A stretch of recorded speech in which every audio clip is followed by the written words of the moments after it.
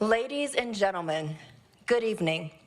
My name is Navir Walkowitz, class of '99, and I have the distinct pleasure and honor as serving as Senior Vice President of Alumni Relations here in our Association of Graduates and Air Force Academy Foundation. Whether you are joining us in person or via live stream, welcome to the 2024 Distinguished Graduate Celebration.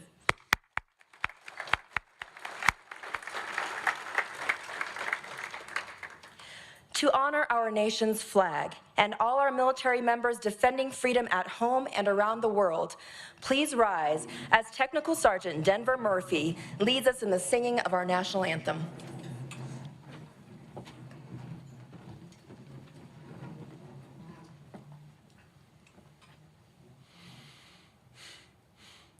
Oh, say, can you see by the dawn's early light what so proudly we hailed at the twilight's last gleaming, whose broad stripes and bright stars through the perilous fight o'er the ramparts we watched were so gallantly streaming, and the rockets' red glare, the bombs bursting in air, gave proof through the night that our flag was still there.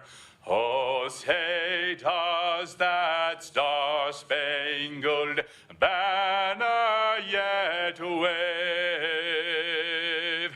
o'er the land of the free and the home of the brave?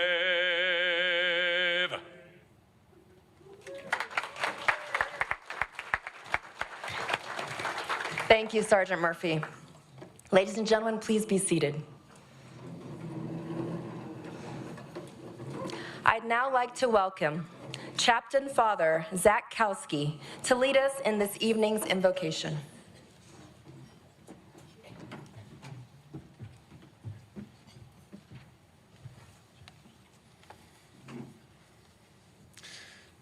I invite you to join me now in a moment of prayer or meditation. Almighty God, tonight as we honor our two newest distinguished graduates, Mr. Terry O'Donnell and Lieutenant General John Hopper, Jr., we thank you for your many blessings. You are the source of all good things.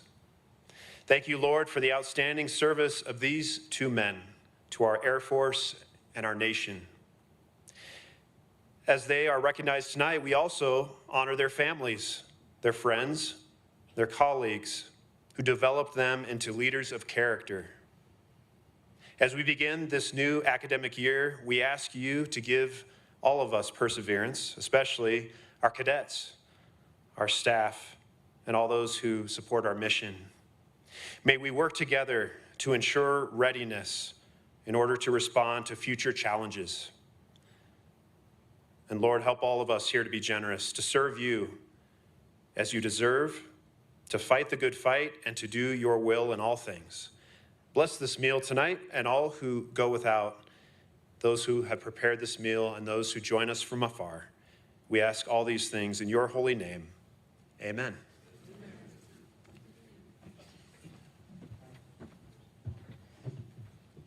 Thank you, Chaplain Father Kowski.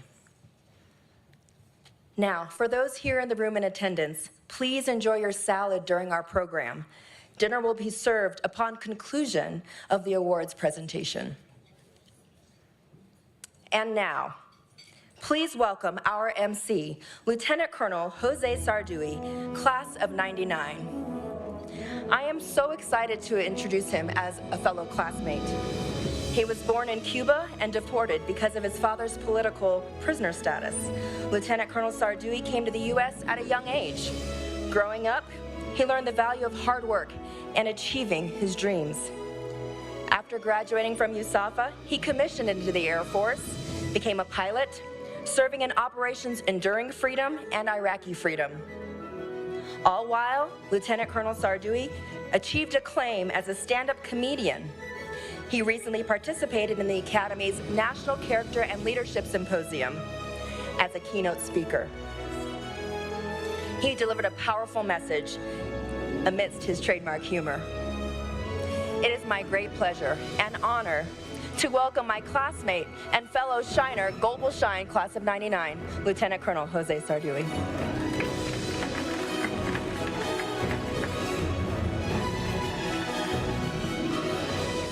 Thank you, everybody. A big round of applause for Navir. Always like doing events with Navir because looking at her reminds me I need to work out more. And the other reminder is this outfit I have not worn in 10 years. It is snug. So that's why I wasn't seated. Sorry, everyone at the table. Thank you all for being here. Good evening, everyone here and on the live stream. Whether you're here in the Falcon Ballroom or on live stream, you are appreciated. Thank you very much for attending this. On behalf of our co-hosts, Lieutenant General Tony D. Bauernfeind. Yes. Practice that in the shower. Bauernfeind. Class of 1991, the 22nd Superintendent of the United States Air Force Academy, and Mr. Mark Hilly, class of 1997, the CEO of the Association of Graduates and the Air Force Academy Foundation. I welcome you to our annual Distinguished Graduate Celebration. General Bauernfeind, sir, congratulations on your new title as superintendent. Thank you. We're all excited to see what you will bring to the job. Looking across the room, I can't feel anything but a sense of being humbled to be around so many distinguished graduates when I am a barely graduate. So, but I also want to say thank you to USAFA's friends out there, and especially to our families. Just give a big round of applause to all of our families who support everything we do. My family's a big part of why I'm here. You probably heard it in the introduction.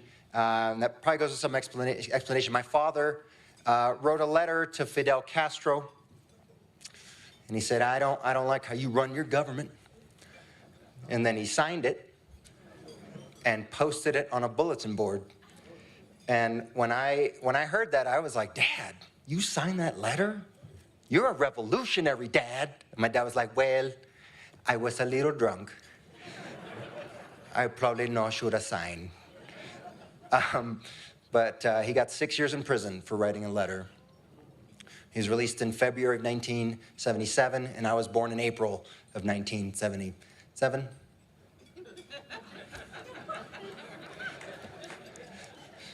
For those of you that weren't on the math team, that means I'm either a miracle baby or I was conceived in prison, so I'm a conjugal visit baby. Well, my father was then deported from Cuba to the USA, which, let me tell you, that's a good deal. There's people like, who gets deported to the United States? And I'm like, I know, I can't even pitch. That's usually how Cubans get in here. But because America took us in, my family was very patriotic, remember my whole life. But we also, we took any challenge and we had fun with it. And that's where I learned the comedy part of my life. My mother, for instance, very proud of me for being here and doing this event. And my whole life, I think I got the comedy from her because she's got a degree from American University, but I've never known if she was messing up the language because she didn't know it or she was just trying to make me laugh. Like I called her up, I work on cruise ships as a comedian, and I was doing an Alaska run, and I called my mom up and I said, Mom, I'm doing a show in Alaska. And she's like, oh, where? And I said, Juneau. She's like, no, we don't know. Tell us. And they were very proud when I got to come to the Air Force Academy, and when I graduated from here, and they don't care what my GPA was. They're very supportive. I graduated from here, and now I'm a lieutenant colonel, which even the cadets today were like, what's up, man? So I guess I don't, people, you look too young to be lieutenant colonel. And I was like, you should have seen when I was a 23-year-old lieutenant fly the C-141B. I looked 14, which was terrible for passengers.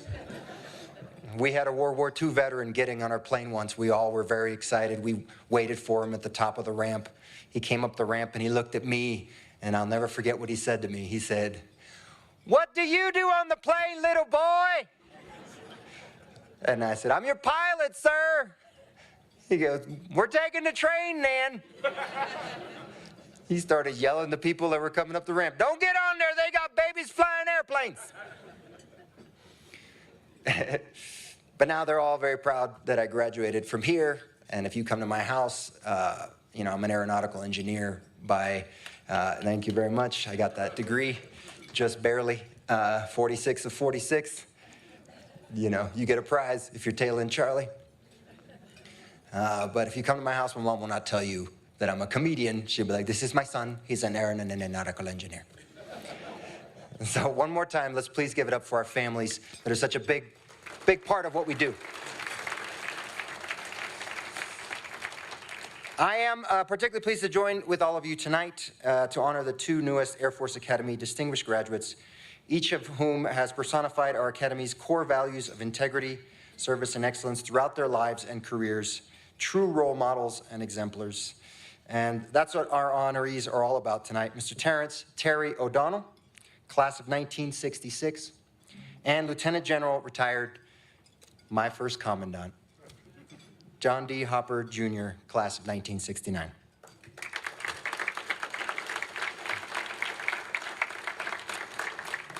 Mr. O'Donnell and General Hopper, your stories are inspiring to all of us. Thank you all for what you do for our Academy and our nation. We look forward to celebrating you tonight. But before we start the celebration, let us take a moment to notice that up front and to your left, we have included a fallen comrade table to remember and honor our brothers and sisters in arms who gave their lives protecting our freedom. Let's have a moment of silence for them right now.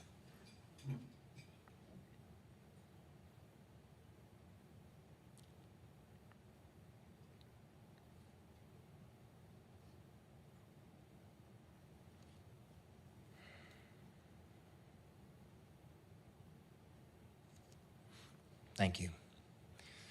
And now we also want to recognize the leadership of the supporting nonprofits who exist to help and advance the Academy's mission. So let's recognize all the Air Force and Space Force general officers in attendance. Please give them a round of applause. That's great.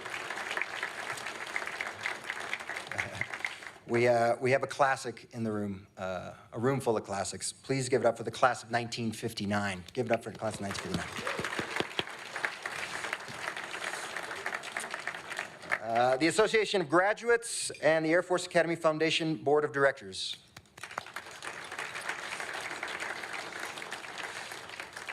And distinguished graduates from previous years. All of the distinguished visitors in the room, including this year's honors, Mr. Terry O'Donnell, class of 1966, and Lieutenant General retired John D. Hopper, Jr., class of 1969.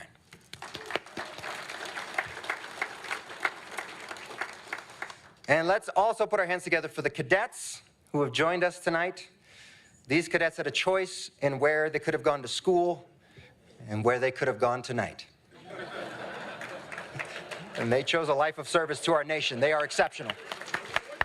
If you are a cadet and you are here, please stand and be recognized.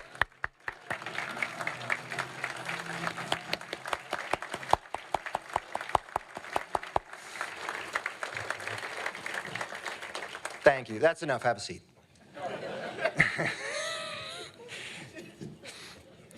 All right. I have the honor of introducing our first speaker, Mr. Mark Hilly, class of 1997. Chief Executive Officer of the Association of Graduates and the Air Force Academy Foundation. There's a lot about Mr. Hilly that I like, but as a 99 grad, I have to say the one thing that scares me is that he's the class of 97. I got yelled at by the 97ers a lot, so just be nice to me. He assumed the CEO position on January 1st this year, and prior to that was president of both our association and foundation. Please give a big warm round of applause to Mr. Hilly.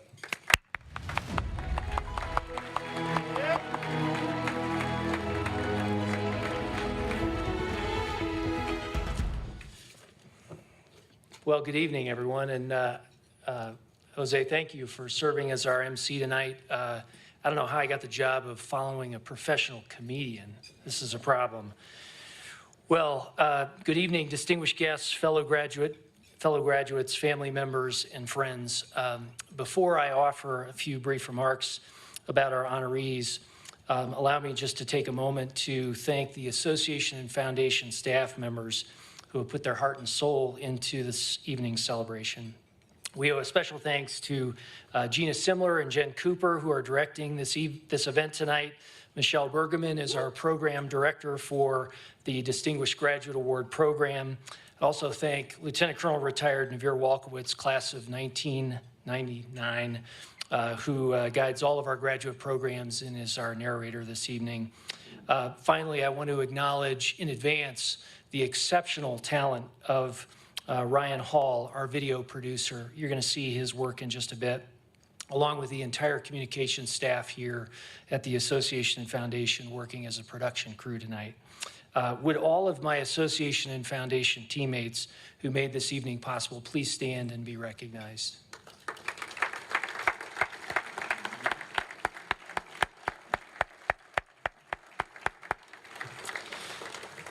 Thank you. Well, this is indeed a special night as we pay tribute to two of our Air Force Academy's most accomplished graduates, Mr. Terrence O'Donnell, class of 1966, and Lieutenant General retired John D. Hopper, Jr., class of 1969.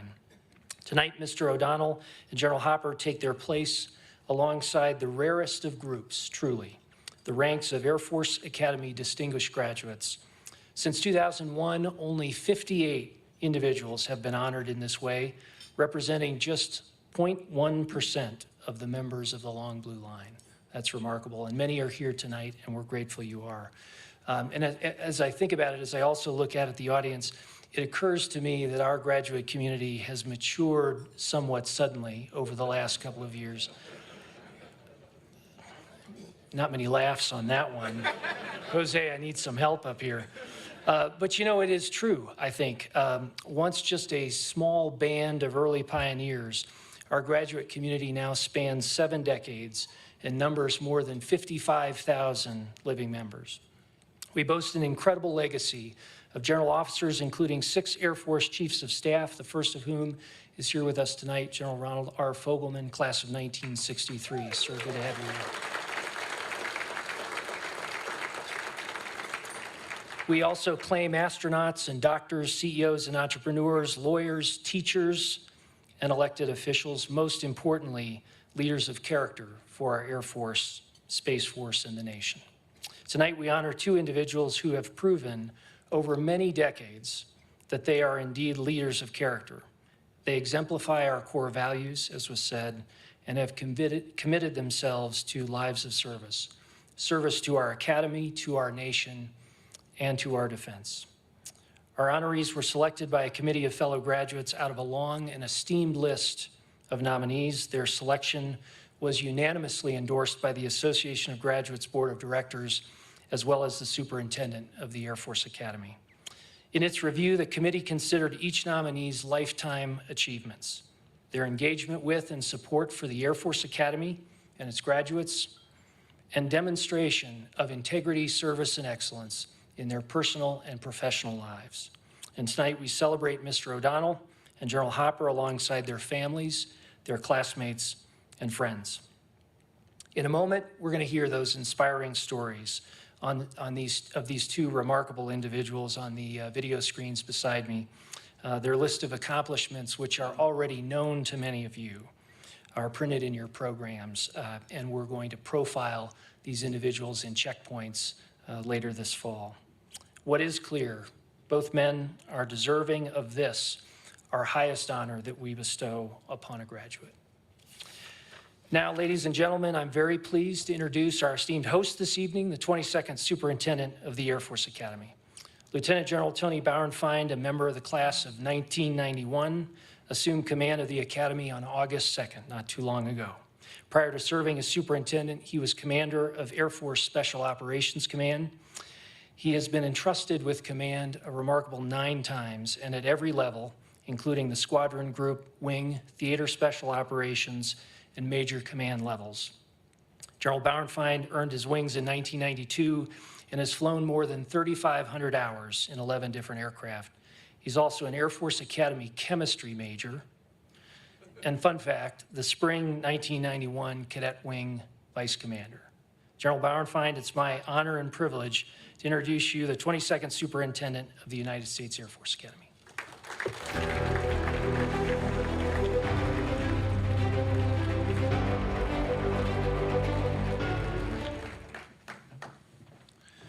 Well, Mark, thank you so much for that glowing introduction. And the reason we asked you to speak then was to buffer between me and a comedian. So thank you for taking one for the team. But good evening. I do want to thank everyone for coming here today, and Mark for that wonderful introduction, and for putting together this wonderful event to honor our distinguished graduates. The Association of Graduates is an invaluable partner to our Academy, and your support is essential to our growth and our ability to prepare our future leaders of our air and space forces.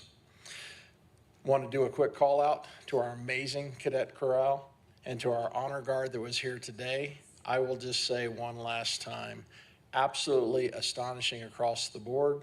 Not only did you sound amazing, but you looked sharp and you represented well. Thank you.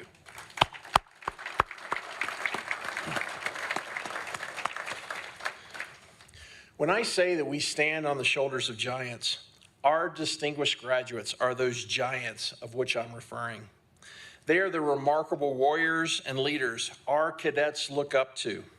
And I'm honored to serve as the superintendent for this great institution that continues to develop exceptional warfighters and leaders of character like each and every one of the distinguished graduates today, as well as our 2 new additions. I'm excited to highlight our 2023 distinguished graduates because this is an important reminder of the greatness that this institution produces. It also speaks to the dedication and quality of our graduates who serve not only through their military commitment, but who continue to serve our great nation in a variety of roles long after their military service is complete. Mr. O'Donnell, General Hopper, I am honored to be part of your ceremony for this prestigious award. We'll get to see both of you highlighted in just a few minutes, but I wanted to take a moment and acknowledge your inspiring work.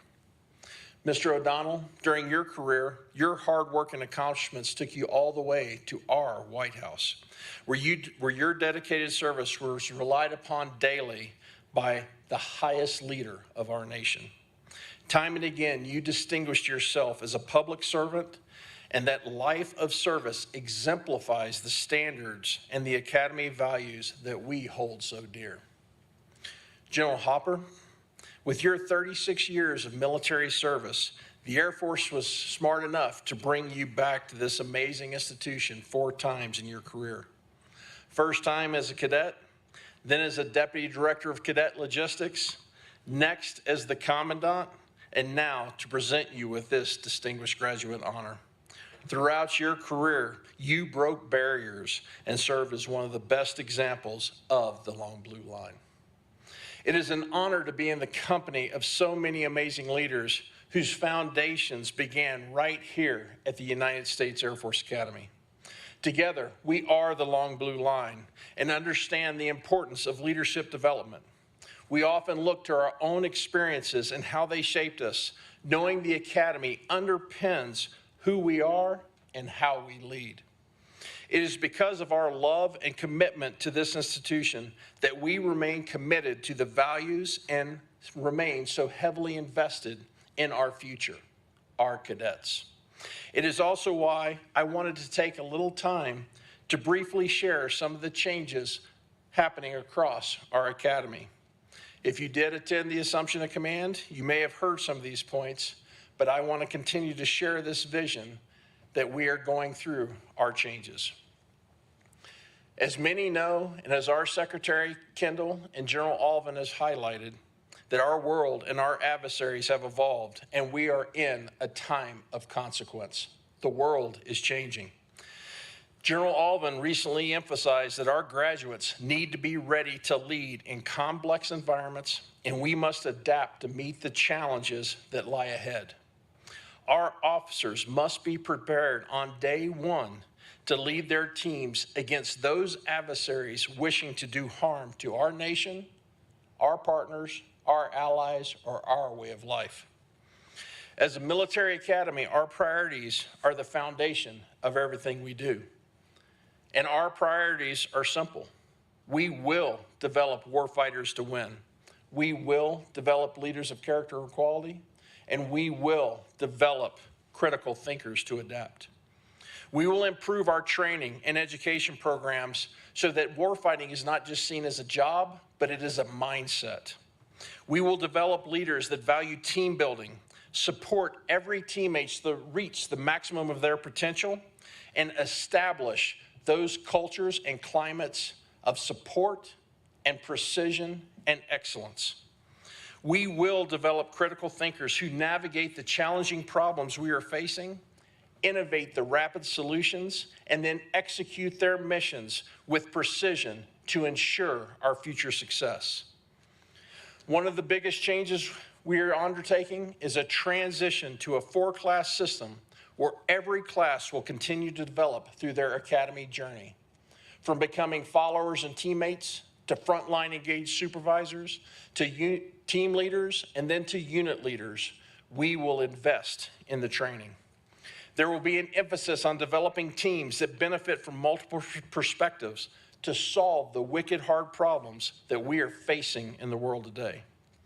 Our cadets' experience will better align with our operational force, and as cadets advance through their leadership development, we will assess and recognize their progress and promote those that are ready for the next level of development. And as we execute these fundamental changes to our leadership development program, we will focus on standards and discipline. And as many of us remember, the greatest path to success often means a return back to basics.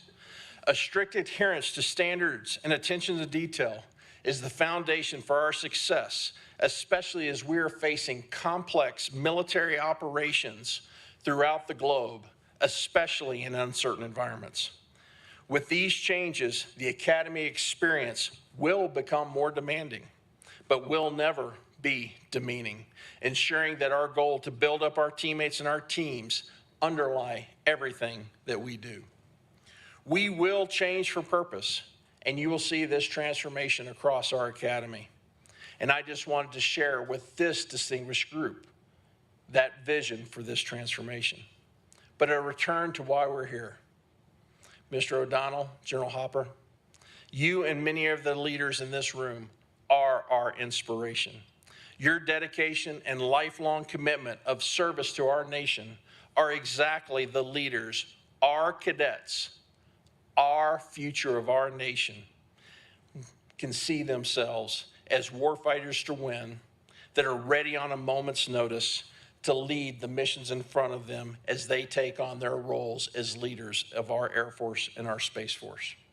Thank you again, everyone, for allowing me to share today, and thank you for allowing me to be a part of tonight's celebration. Mr. O'Donnell, General Hopper, congratulations, and I'm proud to be a part of this amazing team. Thank you.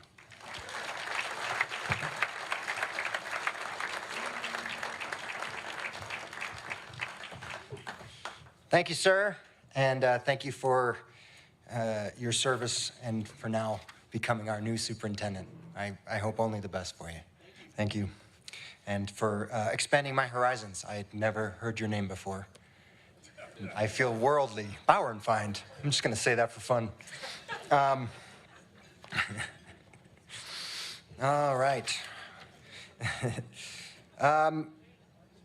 Now it's time to recognize our two distinguished graduates, and we're going to get to know them a little bit better. First, we will start with our first honoree, Mr. Terrence Terry O'Donnell, class of 1966, and we prepared a video just to let you know a little bit about them.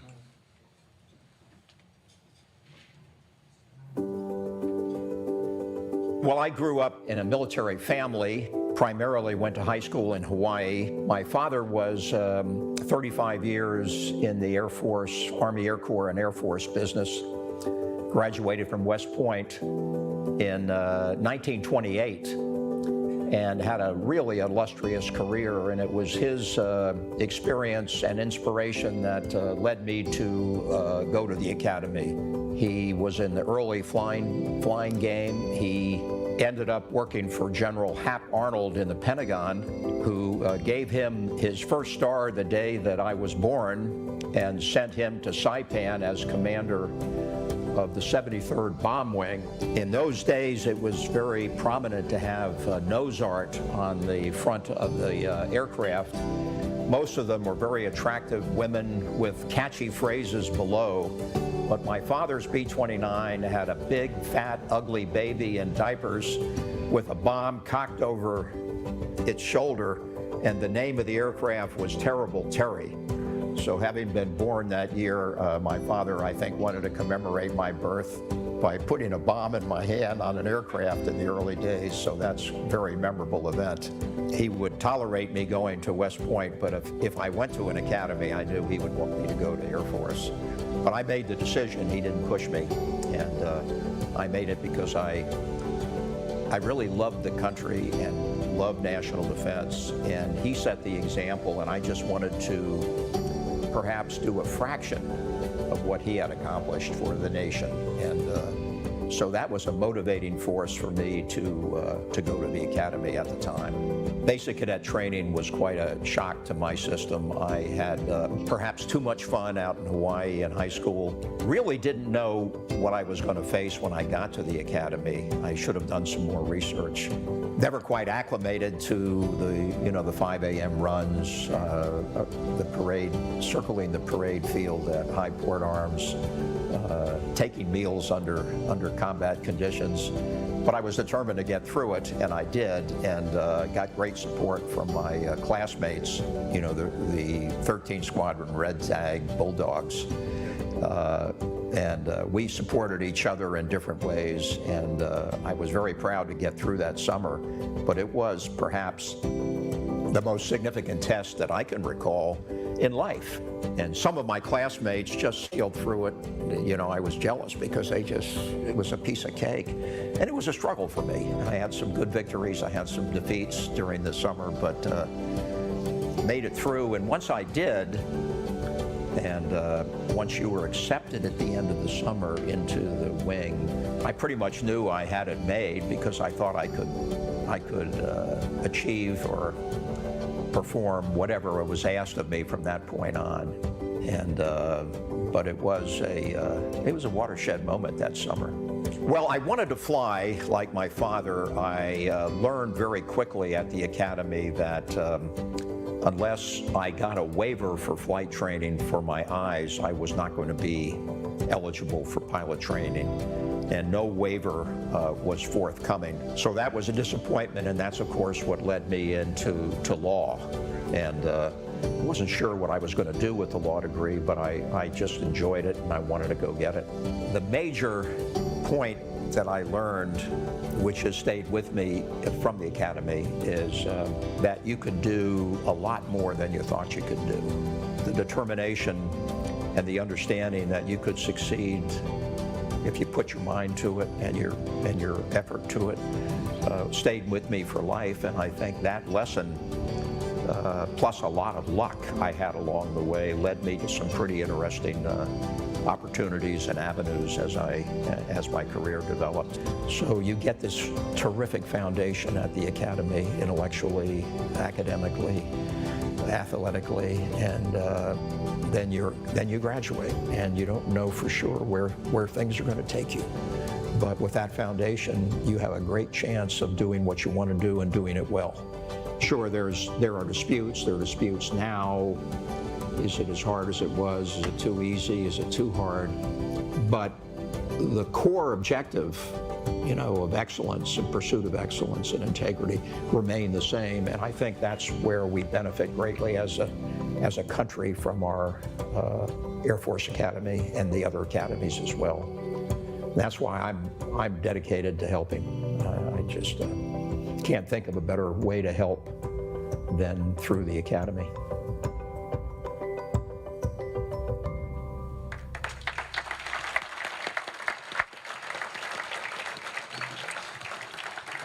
Mr. O'Donnell, we now invite you to join General Bauernfeind, Mr. Hilly, and AOG Board Chair, Major General Retired Brian Bishop, Class of '83, on stage for the presentation of your Distinguished Graduate Medal.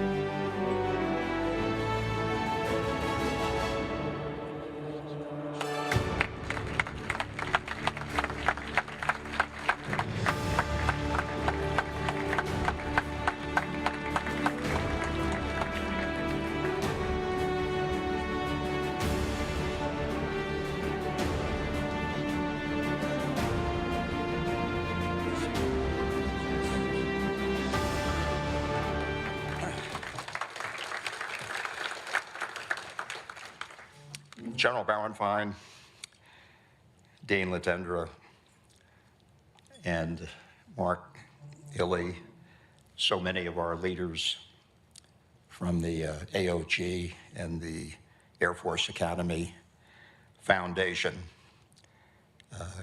General Bishop, thank you all so much for being here.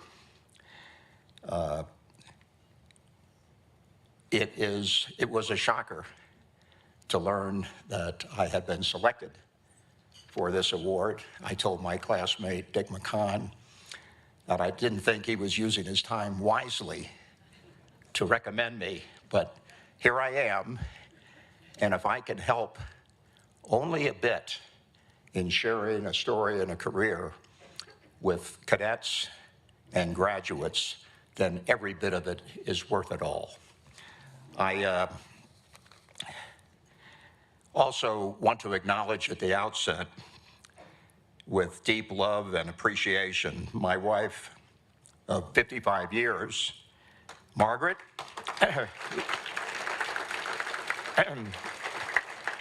and our daughter, Erin, and her two sons who are at the table.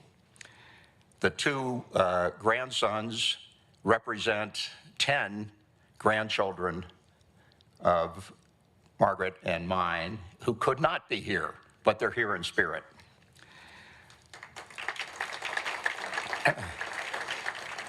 So as I said, I'm really honored and humbled to receive this award. And I believe that this Distinguished Graduate Program will be a positive, long-lasting imprint on the legacy of the Academy, and hopefully an inspiration, as I said, to cadets and graduates for many, many years to come. The program, in a sense, is really not about an individual graduate, but it's about a celebration of the Academy and what the Academy has done with young men and women and will continue to do over the years.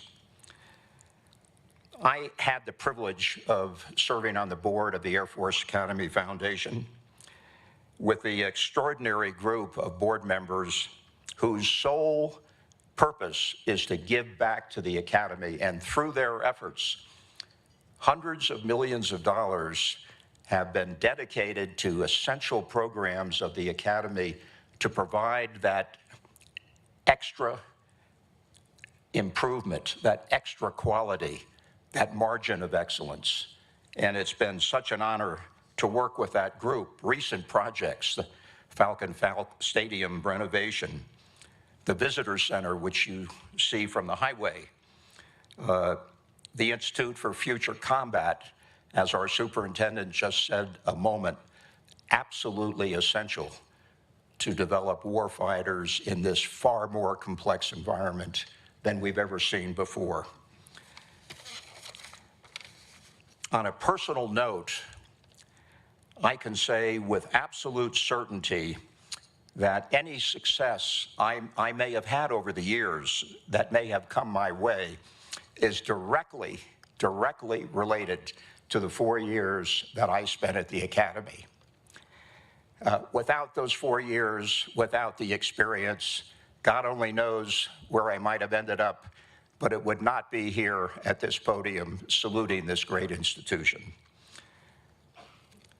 The high standards established by the active duty officers at the Academy, the outstanding faculty, including the law department many years ago that set me on my way, my coaches in swimming and water polo, among others, contributed immeasurably to the Academy experience, and I thank them all, as we all do, when we reflect back on our Academy years. My red tag 1966, blood that sticks classmates, and in particular the Bulldogs of the 13th Squadron, were always there to help support and inspire each other. And tonight I salute them as well.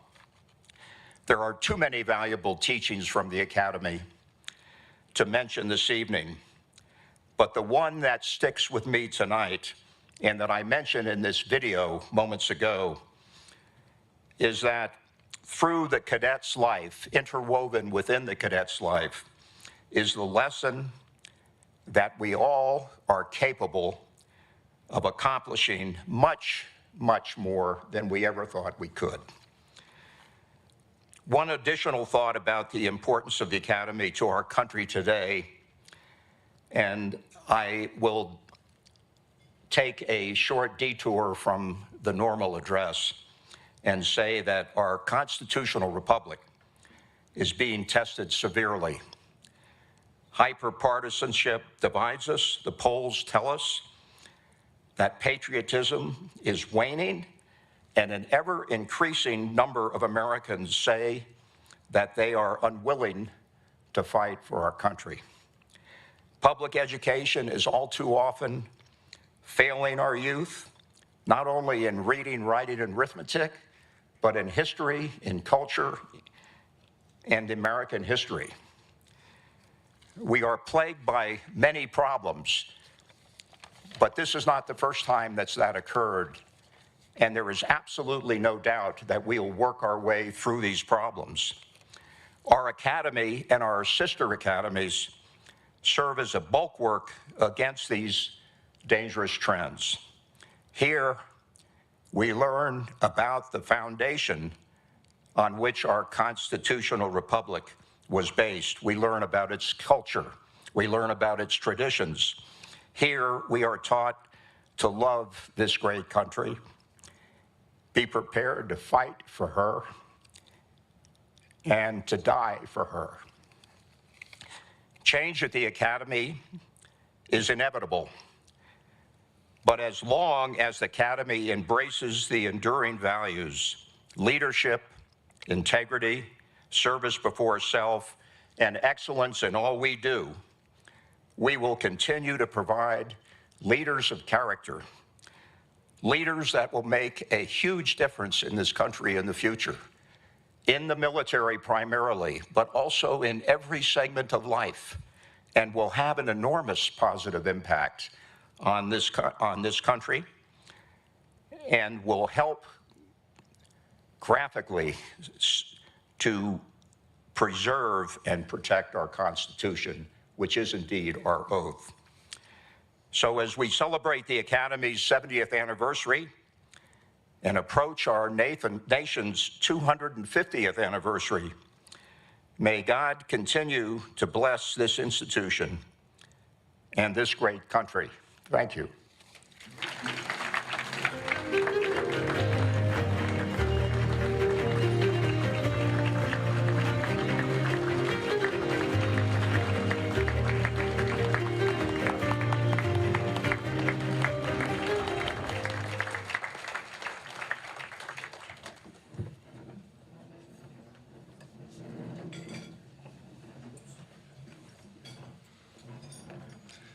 Thank you, Mr. O'Donnell. That was a wonderful speech, and thank you for letting me tag along with your lovely your family today during the tour of the academy.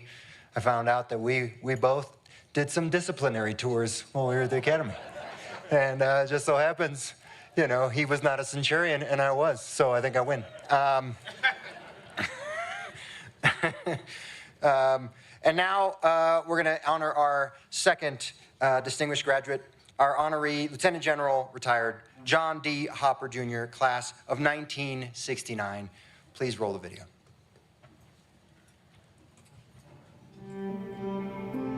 I'm old. I was born in 1946, so small town, Tennessee.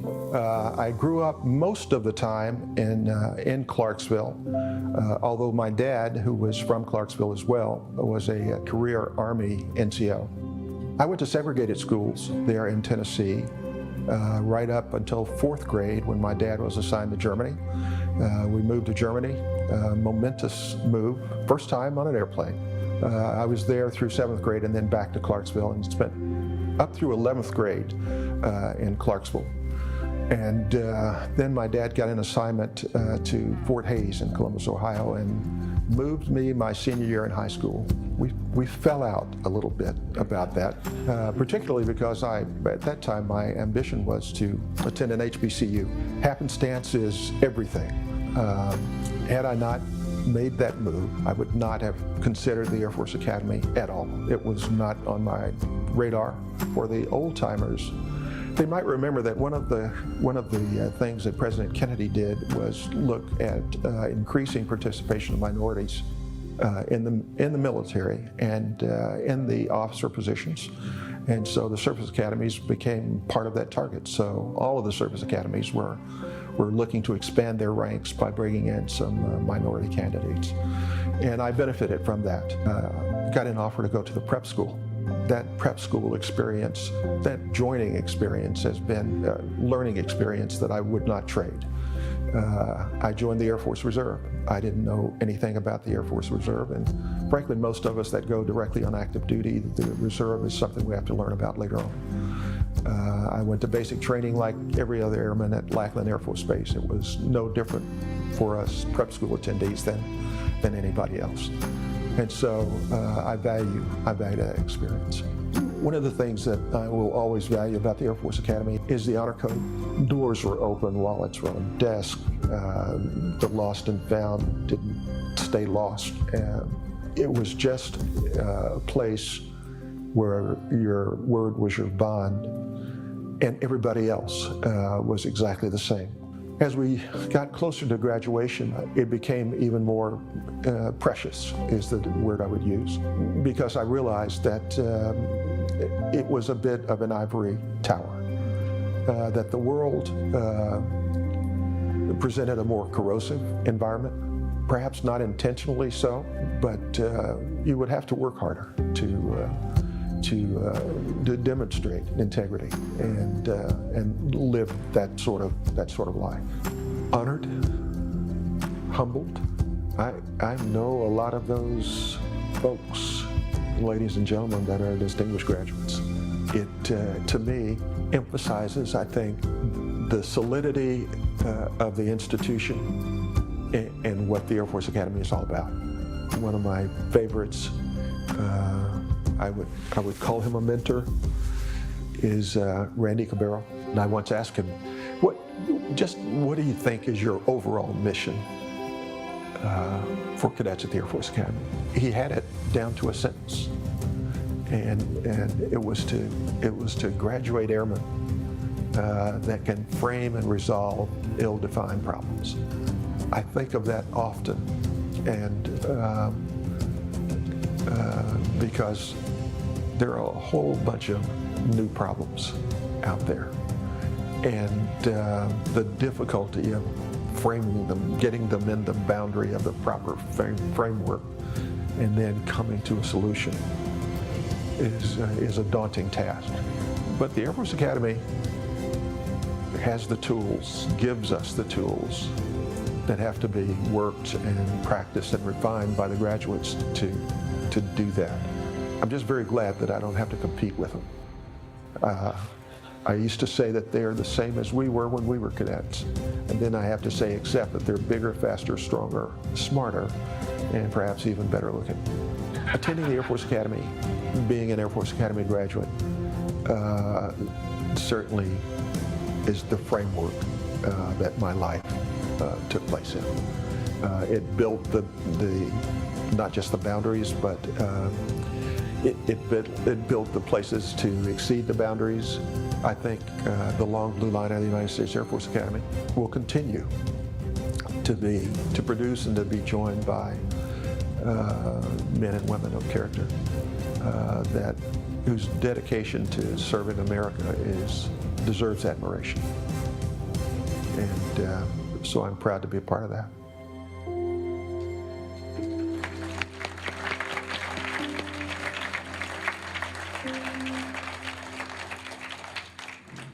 General Hopper, we now invite you to join General Bauernfeind, Mr. Hilly, and AOG Board Chairman General Bishop on stage for presentation of your Distinguished Graduate Medal.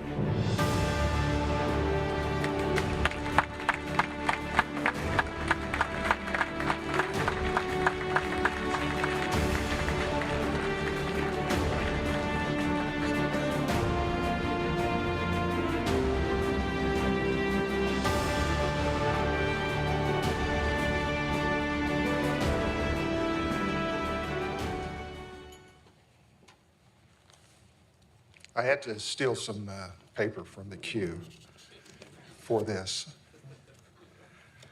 Well, I am honored and humbled to be here. They told us about 5 minutes, and there's a clock back there, so I hope I can do that. Many of you out there will be mentioned in my remarks. I apologize for that in advance. I'll start with General Bauernfeld. We have something in common. Our first assignment was in Taiwan. He was an infant in 71, 72, and in Taiwan with his NCO father. So we all started together. But we really started our journey here at the prep school, and it's been a great one, and I'm gratified for that. I'd really like to start my remarks by starting with my colleague and the class of 66. We share a unique bond, 66 and 69, firsties, dualies, seniors. Well, I don't know what to call us. But a step back, when I took over as commandant, I was giving the speech. General Paul Stein was superintendent, passed me the baton, and I was completely full of myself. And I thought my remarks were pretty good. In fact, I thought they were really great. And I finished, and as I was leaving the podium, I saw someone coming up beside me. And of course, it was Steiner. And he said, after I had mentioned 66 and thanked them for the training, and Steiner sidles up and he says, what makes you think the training is over? True story. He really did that to me. Actually froze in my footsteps for a minute, thinking he was going to demand the front-leaning rest or something like that. But it's really, I think, illustrative of the relationships that you develop here at the Air Force Academy and the faith that you have in your colleagues and what they bring to the fight. Sitting back in the back here, I can't quite see them for the light. Table 7, several of my classmates. Stand up just for a minute.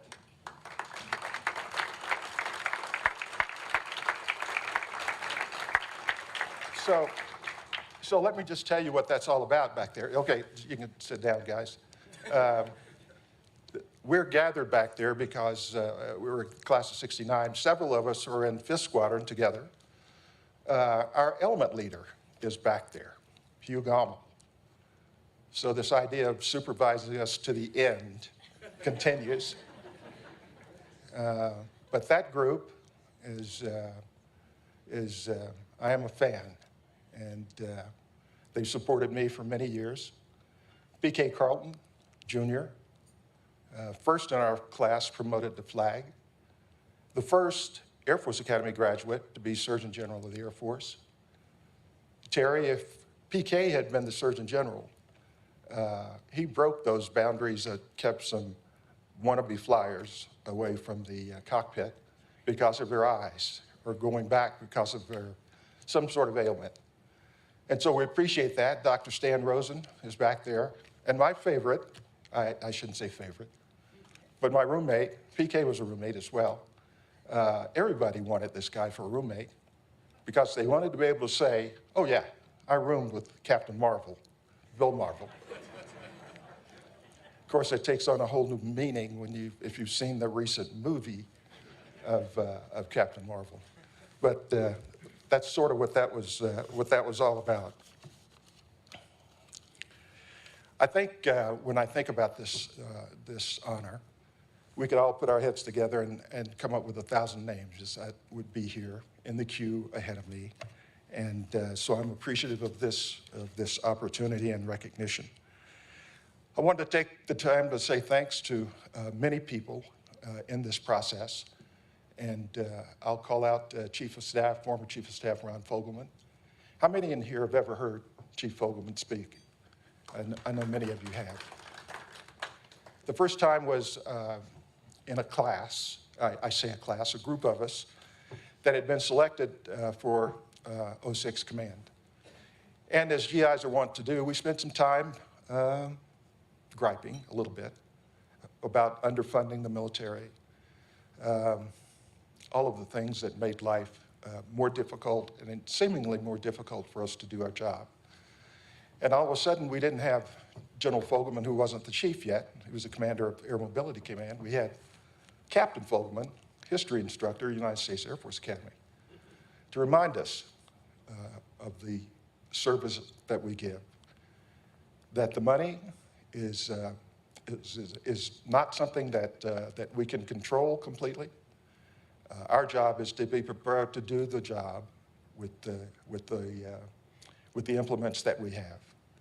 He reminded us of those things that they taught us many years ago. Samuel, what was it, Huntington? About the relationship between our military and our civilian society. They love us most of the time. When it comes to the priorities of funding, that gets washed through a civil society. When we come back from the war, everybody expects a peace dividend. We don't necessarily get that when we come back. But that's the price of living in a democracy and allocating funds to the things that democracies want to do for the people. So I took that lesson and didn't focus on those things quite as much as I might have in the rest of my career. And for that, I'll always be grateful to Chief Fogelman for those lessons.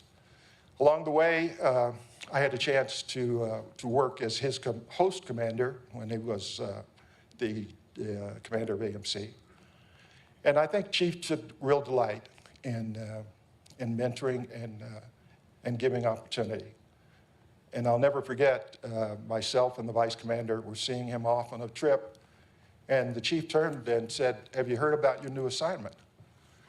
And I said, "No, General Fogelman, I have not." And I was completely apprehensive because I thought I'd probably screwed something up and earned a new assignment. He said, "Oh, you're going to go out and be Commandant of the Air Force Academy." And that was a shock, and a happy shock. And then I thought about it.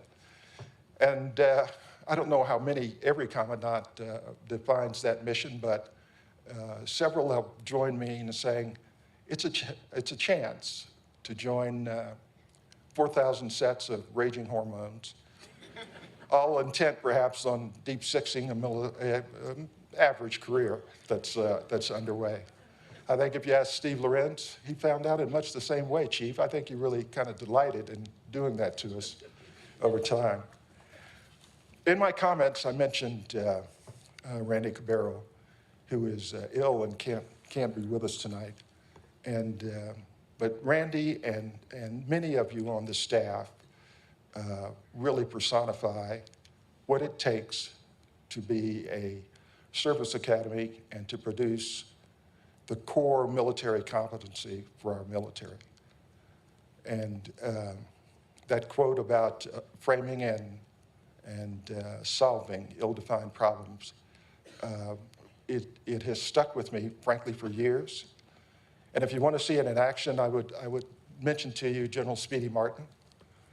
And again, if you've ever had a chance to be in the room when General Martin is talking, first of all, don't have a blackboard in there. He will respond as if he's in the Calculus 161 class and go to the board.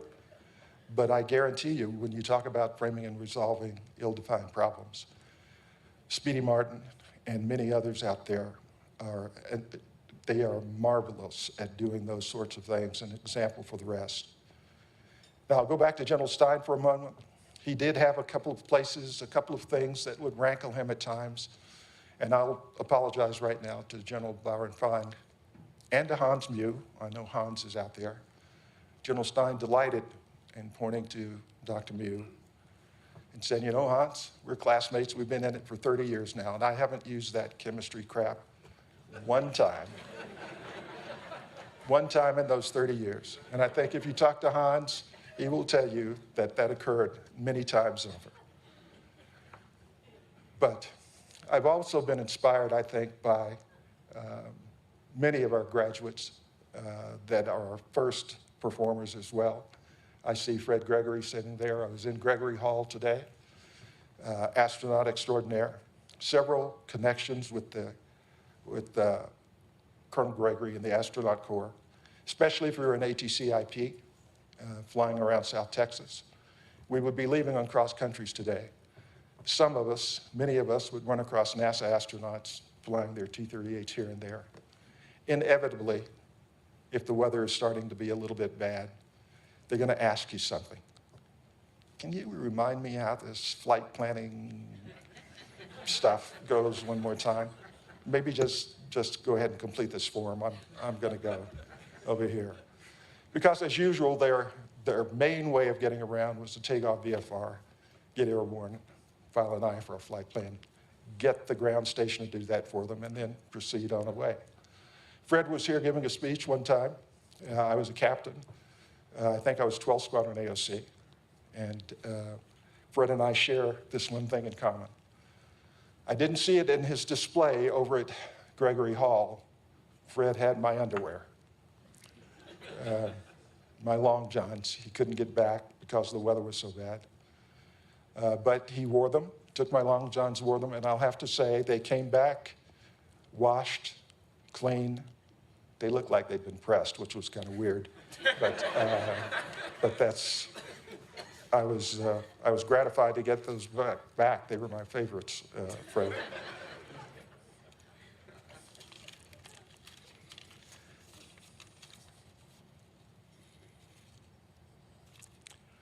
I'd like to make a couple of up-there thank yous as well.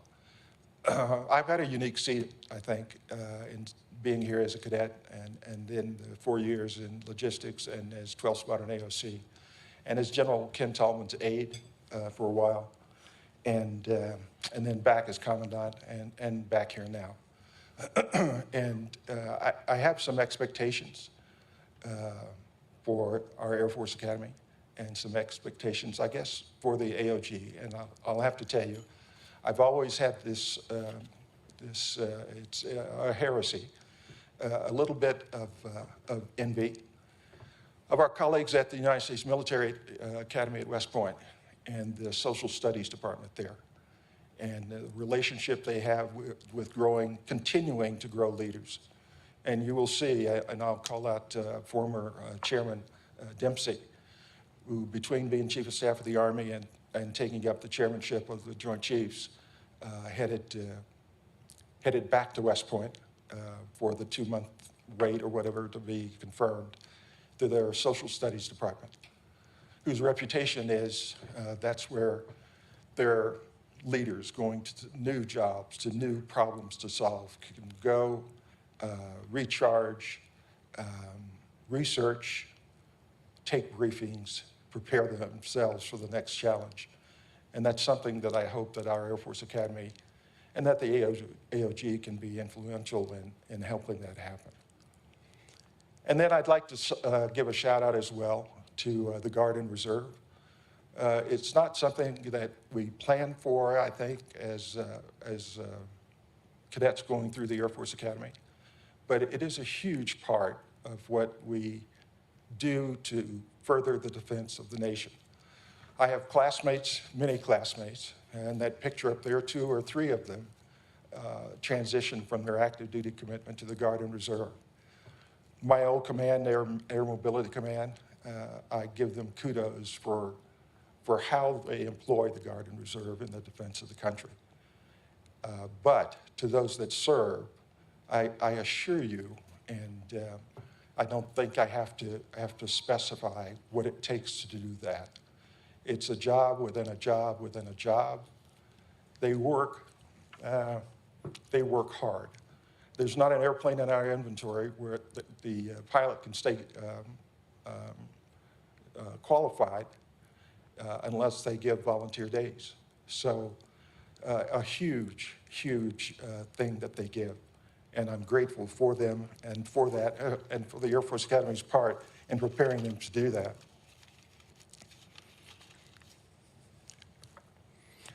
I'll close by mentioning some of our heroes. Those that can't be with us, those who studied here, as many of us did, thinking that they were invincible, thinking that they would defend the country down to their last drop of blood, but never imagining that they would be the ones that would give the ultimate sacrifice. But they are.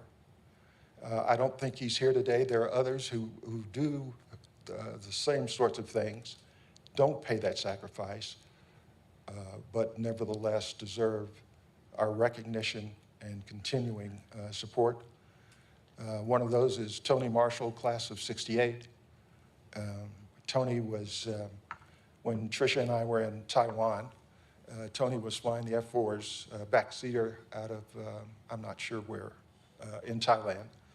He came through in an R&R, and I said, Tony, what's going on with you? And he said, oh, I'm going to sign up for a consecutive tour. And so we got into a discussion about luck and all of those sorts of things. And Tony poo-pooed all of that and said, oh, you've seen more ground fire in your C-130 than I ever did in the F-4. And 6 weeks later, he was enjoying the hospitality of the Hanoi Hilton. And I've often thought about that. And Tony's claim to fame, other than that, was he's the only POW who was there a relatively short time to have gained weight in Hanoi. It's probably a course that I missed out on at Mitchell Hall, thank goodness for that. But I thought back to that, to those times, and to the willingness to continue to put himself in harm's way. It came out okay for him, but not so much for others. And so I'm grateful for that and for the Air Force Academy's part in making all of those things possible. I'll close with a thank you to my family. God bless them. They're here today. Son Matt and his partner Amy flew 15 hours from New Delhi to be here. And he's got some investment in the Air Force Academy as well. He was born in Colorado Springs, went to 2 years of high school here, had to endure Fisher DeBerry measuring his neck throughout his high school years, but went on to become a Foreign Service officer and now serves in the State Department. I'll give them a push here. Their funding is worse than ours. by far. Daughter, Jessica, God bless her, Jess, her husband, Luis. Jessica was our aggressive scholar, correcting Matt's term papers, even though they're 6 years apart, and now works as a dreaded, deadly journalist, as a senior producer for ABC News in New York. So thank you, Jessica, for coming. And finally, the glue for our family is Tricia Hopper. There ought to be some sort of Distinguished Graduate Spouse Award because it's an important part of being able to do the things that we're asked to do. Tomorrow we'll spend some time with Miss Jane Fogelman. We missed her funeral. She would visit us at Scott Air Force Base and bring milk chocolate and make sure Matt Hopper was making his bed every morning. He needed some checking up on that. But Tricia is, our journey is 55 years 2 weeks ago. A woman of rare patience, questionable judgment, but rare patience. And we started in Del Rio, Texas. If they'd had direct distance dialing, we wouldn't be here. You tried to call our mom for a week, dialing the 303 area code. Some parts of Del Rio, you still had to say, dial 0. Say, Ethel, I need to call Colorado Springs. Thank goodness. We had some trouble finding an apartment. Our classmate, Ken Stevenson, lived in a duplex. He said, come on, live on the other side of our duplex. Our address was 205 and a half, Dignowity, Del Rio, Texas. 205 and a half, sort of like platform 9 3/4. We were Hogwarts before J.K. Rowling ever got the idea of Hogwarts. She went to Taiwan with me, even though it was a remote assignment. We paved the way for her to go over there. And for young spouses, it was both interesting and exciting when I left her in the Taiwanese youth hostel for the first 10 days while I went to Vietnam. It got even more exciting when a well-meaning colleague called and said, hey, your husband's just been shot down. And that's the reason that when an airplane is in distress, we usually close the switchboards. And fortunately, he had the words a little mixed up. Your husband shot up, but not shot down. I can only imagine what she was thinking. Where's the insurance policy? How do I get home? She's never really talked to me about what she was thinking at that time. And it's spouse stuff. So Tricia, thank you. Thank you very much. I'm proud.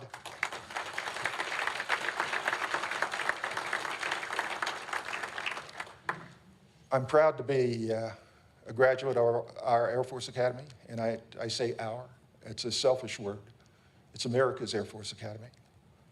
And, but we are the graduates of that institution, the beneficiaries of a long, long line, getting longer every day, getting better every day.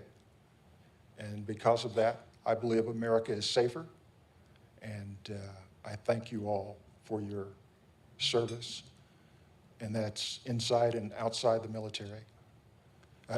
Terry O'Donnell, thank you especially. In the job after retirement for me as a CEO of a nonprofit called the Air Force Aid Society, we were too cheap, as my former HR Chief Master Sergeant John Farrell, who was here, John, will tell you, I was very cheap.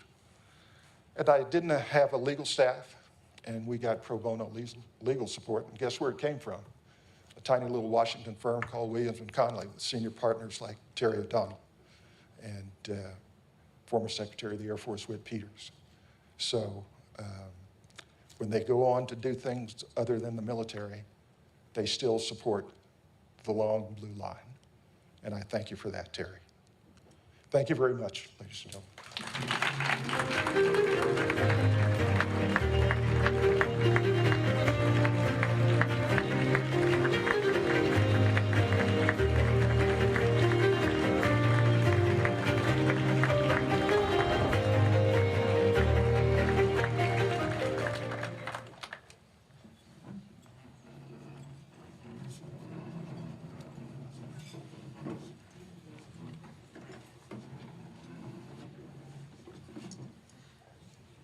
Thank you, General Hopper.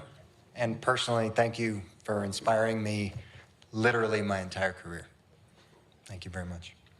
Let's give a congratulations to both of our honorees, please.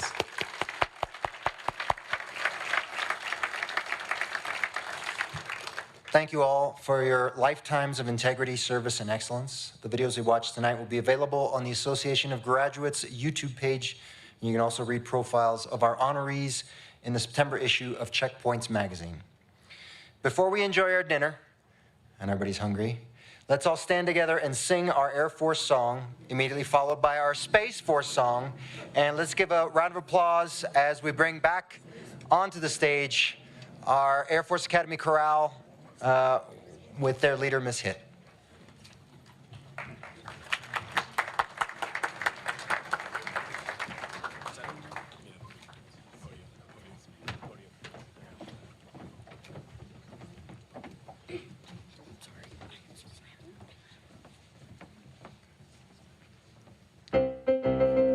We're the mighty watchful eye, guardians beyond the blue, the invisible front line, war fighters brave and true, boldly reaching into space. There's no limit to our sky, standing guard both night and day, with the Space Force from on high. Off we go into the wild blue yonder, climbing high into the sun. Here they come, singing to meet our thunder.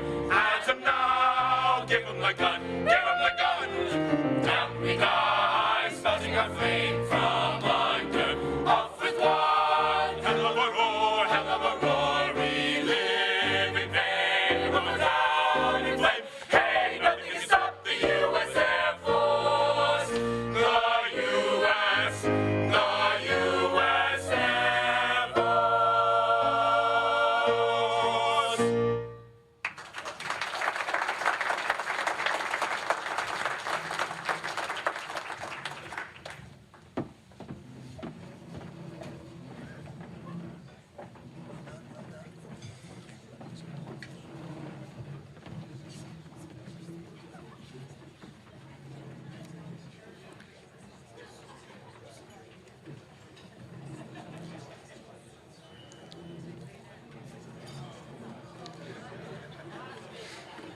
Ladies and gentlemen, this concludes our program. We thank you all for attending.